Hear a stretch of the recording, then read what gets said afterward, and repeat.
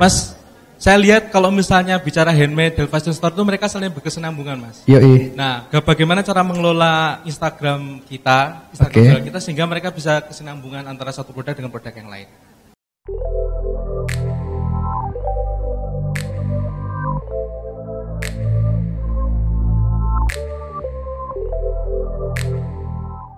Sebenarnya ketika kita menciptakan satu bisnis ya, jadi bisa mengangkat bisnis lain yang mungkin berkorelasi. Kalaupun nggak berkorelasi sebenarnya bisa juga sih. Kayak contohnya, saya selalu memberi contoh kepada perusahaan teman saya atau perusahaan saya. Kenapa? Karena itu ya memang benar-benar terjadi. Beberapa bulan lalu teman-teman tahu saya membuka ikan di Jalan Nginden Semolo dan itu hasilnya sangat luar biasa sekali, menjadi ikan dengan omset terbaik di Indonesia. Nah, kenapa bisa seperti itu? Sebenarnya itu sales funneling, Mas, bahasa kerennya, Mas. Aku di situ sudah mempunyai database di mana di Nginden Semolo. Di situ itu ada ada kayak sarannya kayak kerajaan bisnisku loh, Mas. Di situ orang sudah militan ke aku. Jadi begitu aku buka apapun yang ada di situ, Mas, itu dengan gampangnya. Caranya seperti apa? Caranya untuk kita berkesinambungan adalah ketika kita opening sesuatu yang tidak jauh dari kita. Sebelum itu memang kita sudah awareness dulu. Awareness dengan cara apa? Kita bikin pamflet-pamflet. Kita bikin semuanya, kita letakkan di toko-toko kita. Saya di situ kebetulan ada 5 ruko. Dan 5 ruko itu saling menopang bisnis yang baru. Itu yang membuat kita mudah. Sama seperti ketika Instagram verified ya. Ketika kita di follow dengan banyak teman-teman yang verified, kemungkinan kita untuk verified pasti akan lebih cepat. Jadi ketika orang tanya, Mas, ya apa Mas caranya verified? Simple. Ketika kamu di follow dengan banyak orang verified, itu kemungkinan besar kalian akan di ACC untuk verified juga. Gimana caranya untuk kita menjadi kaya? Ya tentunya kita harus berteman dengan orang-orang kaya. Gimana caranya kita di sini menjadi orang-orang yang hebat? Tentunya kalian semua harus nongkrongnya dengan orang-orang yang hebat. Dan saya rasa di sini semua orang hebat yang perlu kita ada pertemuan lagi selain di gedung ini yang nantinya mungkin kita akan mengadakan kolaborasi dan segala macam. Jadi berkesinambungan adalah yang seperti saya bicarakan tadi, Mas Manas, adalah bagaimana kita bisa membuat lingkaran yang di dalam lingkaran ini kita akan saling mengisi satu sama lain. Jadi ketika Mas punya satu usaha, kemungkinan akan lebih cepat sampai membangun usaha lainnya ketika sampai bisa menembak atau share for share atau exposure di bisnis Anda yang lain. Jadi kurang lebih seperti itu, Mas Manas. Ada lagi pertanyaannya? Puas? Kalau nggak puas nanti tak pijeti pundake. Kurang lebih seperti itu. Mungkin dilanjutin, Mas? Aku boleh info sedikit nggak ya? Mungkin dari teman-teman TDA para senior ada pemikiran juga untuk saling menghubungkan antara teman-teman para pemain fashion. Jadi yang sering terjadi itu ada gap, nggak ada stok, bener nggak? Ada gap kelebihan stok nggak tahu jual kemana, ya? Ada gap nggak bisa produksi. Gue mau ngejar produksi nih tapi produksi di mana? Nah ini yang kita mau lakukan ya, kita mau bikin hub untuk semuanya bisa tergabung. Jadi ya kolaborasi total. Siap. Ya, informasi beredar, jadi kita bisa saling push, ya. Jadi teman-teman semua UKM bisa naik omsetnya, ya. Tepuk tangan dong. Ya, jadi kurang lebih seperti itu teman-teman. Jadi kurang lebih memang bisnis itu kadang-kadang saling berkaitan. Just info di tempat saya di Ruko Manyar Jaya situ, sebenarnya ada juga di situ kompetitor Mas yang ada toko tas juga di situ. Ketika saya ditanya sama teman saya, yo apa, yo aku biasa ya. Tapi ternyata memang di situ karena beliau sosial media segala macam kurang bagus ya. Jadi kadang-kadang bisnis juga harus diperhatikan sales funnelingnya, Mas. Jadi kayaknya sampean jualannya di barang-barang kaftan ya, yang payet-payet itu ya.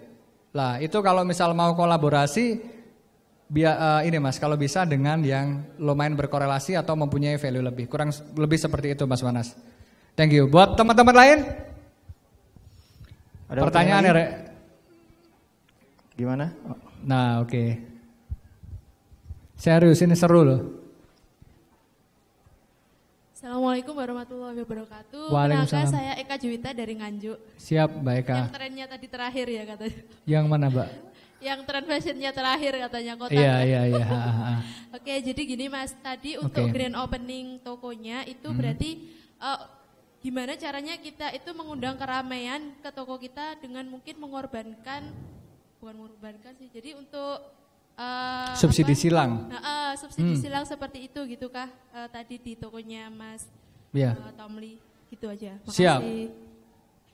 Mbak siapa? Terima kasih Mbak Eka dari Nganjuk, ya kan? Jadi gini Mbak Eka, sebenarnya sampean ini mempunyai peluang yang lebih besar daripada beberapa teman-teman yang ada di Nganjuk lainnya. Karena kenapa? Toko sampean berada di Nganjuk, tapi ilmu sampean sudah di Surabaya dan di Jakarta. Itu ya benar, seperti itu, kurang lebih aplaus dong buat Mbak Eka dong. Aplausnya ini kurang 25 aplausan lagi. Jadi ketika sampean lebih tahu trennya seperti apa, enak Mbak. Jadi pengetahuan sampean itu bisa dibilang pengetahuan yang rare ya. Akhirnya ketika di sana sampean untuk besar di Nganjuk, itu kemungkinan itu lebih besar. Kenapa? Ilmu sampean itu sudah ilmu Surabayaan Mbak, ilmu Jakartaan. Nah, jadi ketika ada tren terbaru dan segala macam, kasarannya apa ya? Barang dead stock di tempat saya pun bisa dijual di tempat sampean dan rame ketika sampean bisa memainkan itu. Terus kemudian peran subsidi silang. Apakah subsidi silang itu boleh? Itu kalau aku tak masukin di budget marketing, Mbak. Jadi budget marketing itu juga ada. Kita pasti semua punya budget marketing. Dan salah satu budget marketing saya adalah promo saya ketika ada opening store. Yang saya lakukan biasanya tidak lebih dari 1 tahun sekali. Kenapa? Karena memang kita juga harus menjaga eksklusivitas. Kadang semua harga coret bukan berarti terus kemudian harga coret ini menjadi bagus. Bukan berarti kadang-kadang ketika kita sel gila-gilaan menjadi bagus. Ada beberapa case di mana ketika kita terlalu sering diskon, malah orang-orang ini jadi bertanya kepada kita, apakah barangnya nggak laku, apakah barangnya terus kemudian jelek. Tapi ketika itu dilakukan, paling nggak 6 bulan sekali, menurut saya nggak ada masalah Mbak. Karena kenapa? Ya kadang kita euforia juga harus tetap ada, rame-ramean juga harus tetap ada. Mau opening toko Mbak? Rencana mau opening toko kah? Kapan? Kita doakan supaya Mbak opening toko dengan lancar, amin. Amin. Didoakan orang banyak Mbak, pengusaha semuanya lagi, sukses pasti.